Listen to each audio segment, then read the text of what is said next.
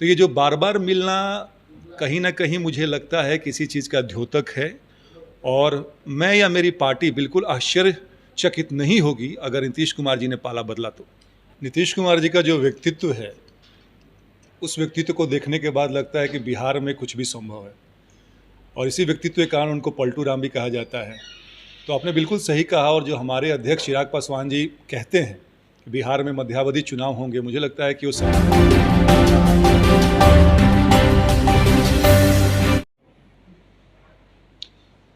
नमस्कार, आप देख रहे हैं आर लाइव और मैं हूं अभिषेक मिश्रा। बिहार की सियासत की गर्माहट, बिहार की सियासत की तपिश लगातार बढ़ रही है और इसकी वजह यह है कि बिहार में बड़ी दिलचस्प मुलाकात हुई है। राजनीतिक मुलाकात, खास मुलाकात और ख़ास तरीके से मुलाकात। नेता प्रतिपक्ष तेजस्वी यादव सीएम नीतीश कुमार के घर जाकर मिले हैं, और ख़ास तरीके से खास मुलाकात इसलिए क्योंकि आम तौर पर जब इस तरह की मुलाकातें होती हैं तो दूसरे नेता पार्टी के भी होते हैं, लेकिन तेजस्वी यादव के साथ आरजेडी का कोई नेता नहीं था और बंद कमरे में नीतीश कुमार और तेजस्वी यादव के बीच बातचीत हुई। जाति आधारित जनगणना को लेकर बातचीत हुई, लेकिन इसके कयास अलग लगाए जा रहे हैं, इसके मायने दूसरे निकाले जा रहे हैं। बिहार की राजनीति क्या उसी दिशा में बढ़ती हुई नजर आ रही है जिसके कयास 2020 के विधानसभा चुनाव के तुरंत बाद से लगाए जा रहे हैं।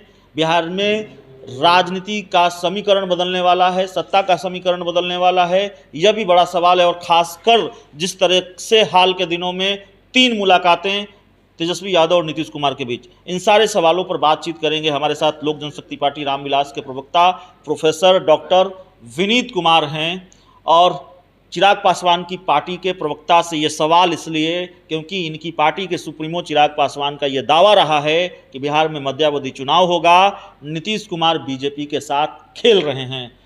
डॉक्टर साहब, क्या वाकई कोई खेल होने जा रहा है? मुख्यमंत्री नीतीश कुमार फिर किसी नए पॉलिटिकल सरप्राइज की तैयारी में हैं? तेजस्वी यादव और नीतीश कुमार के बीच तीसरी मुलाकात। आपकी पार्टी के सुप्रीमो को तो मिलने का वक्त नहीं देते, आपकी पार्टी के सुप्रीमो का आरोप है। तेजस्वी यादव ने तो 72 घंटों का अल्टीमेटम दिया, 24 घंटे में ही मुलाकात हो गई। नीतीश कुमार जी का जो व्यक्तित्व है, उस व्यक्तित्व को देखने के बाद लगता है कि बिहार में कुछ भी संभव है, और इसी व्यक्तित्व के कारण उनको पलटू राम भी कहा जाता है। तो आपने बिल्कुल सही कहा, और जो हमारे अध्यक्ष चिराग पासवान जी कहते हैं कि बिहार में मध्यावधि चुनाव होंगे, मुझे लगता है कि वो समय अब आ गया है और उनकी भविष्यवाणी अक्षरशः सत्य साबित होगी। हालांकि जो मीडिया के माध्यम से जो रिपोर्ट निकल के सामने आ रहा है कि वो जातीय जनगणना के लिए बात हुई थी, लेकिन जातीय जनगणना मुझे लगता है कि 6 महीने से ये सिगुफा छिड़ा हुआ है। लेकिन अब तक नीतीश कुमार जी ने, क्योंकि बीजेपी ने मना कर दिया है कि वो नहीं करवाएंगे, और नीतीश कुमार जी भी आगे बढ़ के कुछ कर नहीं रहे हैं, तो ये जो बार बार मिलना कहीं ना कहीं मुझे लगता है किसी चीज़ का द्योतक है। और मैं या मेरी पार्टी बिल्कुल आश्चर्यचकित नहीं होगी अगर नीतीश कुमार जी ने पाला बदला तो। आप आश्चर्यचकित नहीं होंगे नीतीश कुमार जी ने पाला बदला तो? एक सवाल, इसी सवाल में एक सवाल यह भी था कि आपकी पार्टी के सुप्रीमो ये आरोप लगाते हैं, चिराग जी आरोप लगाते हैं कि नीतीश कुमार मिलने का वक्त ही नहीं देते। तो तेजस्वी यादव से तो मुलाकात हो जाती है 72 घंटों के अल्टीमेटम में, 24 घंटों में ही। हमारी बातचीत आज जेडीयू के प्रदेश अध्यक्ष उमेश कुशवाहा जी से भी हो रही थी। उन्होंने कहा कि देखिए, चिराग पासवान से भी मिलेंगे, क्या दिक्कत है? चिराग पासवान अगर जाति आधारित जनगणना पर मिलना चाहते हैं तो मिलेंगे, बिहार के विकास को लेकर मिलना चाहते हैं मिलेंगे। चिराग जी मिलना चाहेंगे मुख्यमंत्री नीतीश कुमार से? चिराग ही तो हमेशा से मिलना चाहते थे। अब मुझे याद है कि जब जातीय जनगणना को लेकर नीतीश कुमार जी ने सर्वदलीय बैठक बुलाया था और सब कोई दिल्ली गया था, याद कीजिए, तो उस समय लेकिन हमारे सुप्रीमो चिराग पासवान जी को नहीं बुलाया गया था। नीतीश कुमार जी को ये लगता है कि जो चिराग पासवान जी के पास जो आइडिया है वो बहुत रिवॉल्यूशनरी आइडिया है, जो कि बिहार को एक सही मार्ग पर ले जाएगा और विकास की तरफ अग्रसर करेगा। और नीतीश कुमार जी इस चीज़ों से डरते हैं, पहला चीज़। दूसरा चीज़ ये है कि अगर ये बुलाते हैं बैठक, तो उस बैठक में कोई निष्कर्ष निकले, और जो निष्कर्ष निकले वो धरातल पे काम हो। लेकिन नीतीश कुमार जी, मैंने पहले भी कहा है कि जो इनका व्यक्तित्व है, व्यक्तित्व इनका ये है कि बस किसी तरह सत्ता में काबिज रहें, और बिहार और बिहारियों को क्या हो रहा है, उनका उत्थान हो रहा है, पतन हो रहा है, उनसे उनको कोई सरोकार नहीं होता है। तो अगर इस चीज़ के लिए अगर वो हमें बुलाते हैं तो बिल्कुल हमारे अध्यक्ष या हमारे बिहार प्रदेश के अध्यक्ष बिल्कुल वहाँ पर जाकर शरीक करेंगे। आखिरी सवाल है आपसे गठबंधन को लेकर बड़ा कन्फ्यूजन है या फिर इसको ऐसे कहें कि आपकी पार्टी के सुप्रीमो अपने पत्ते नहीं खोलना चाहते और जाहिर है बहुत सीमित विकल्प हैं उनके पास गठबंधन को लेकर, तो फैसला लेना थोड़ा मुश्किल हो रहा होगा। लेकिन एकला चलो का जो फार्मूला है राजनीति में और आज के दौर की राजनीति में, जब आप अकेले चलने की कोशिश करते हैं तो एक निश्चित हस्र है उसका, और उसके कई उदाहरण हैं। उपेंद्र कुशवाहा हैं, रालोसपा बनाई, अकेले चलने की कोशिश की, आज विलय हो गया जेडीयू में।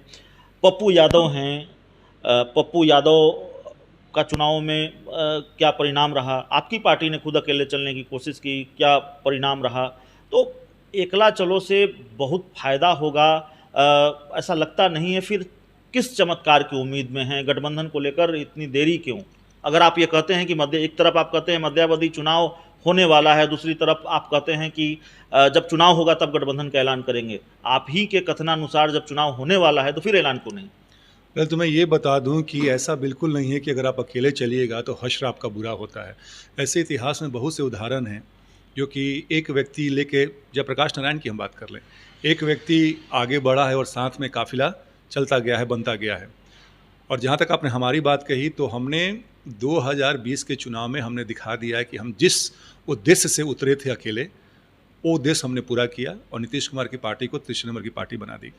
अब जहाँ तक बात हम लोग गठबंधन की कर रहे हैं, तो हमारे पास जो ऑप्शन है, जो विकल्प हैं, वो सीमित नहीं है, पूरा खुला मैदान है। और इसी खुले हुए मैदान के कारण आप देख रहे हैं कि हर पार्टी चाहती है कि हमसे हाथ मिला लिया जाए और हमारी तरफ वो दोस्ती का हाथ आगे बढ़ाती है।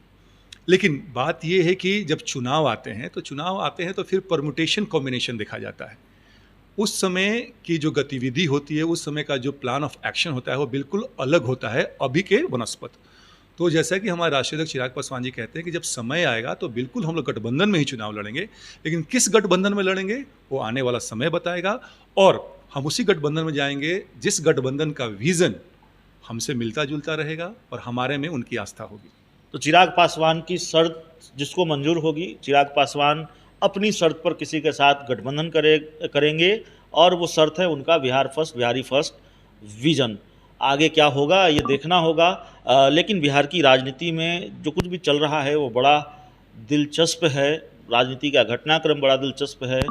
ऐसा लगता है नीतीश कुमार किसी पॉलिटिकल सरप्राइज की तैयारी में हैं और इसको लेकर राजनीतिक जानकारों की अलग अलग राय भी है। हम अपनी समझ के अनुसार भी बात करते हैं और राजनीतिक दलों की जो प्रतिक्रियाएं सामने आती हैं वो भी इस आसार को मजबूत करती हैं कि शायद बिहार की सियासत में वाकई कोई खेल होने वाला है। उसकी आहट साफ तौर पर सुनी जा सकती है। इस बातचीत में इतना ही, इस इंटरव्यू में इतना ही। बहुत बहुत धन्यवाद।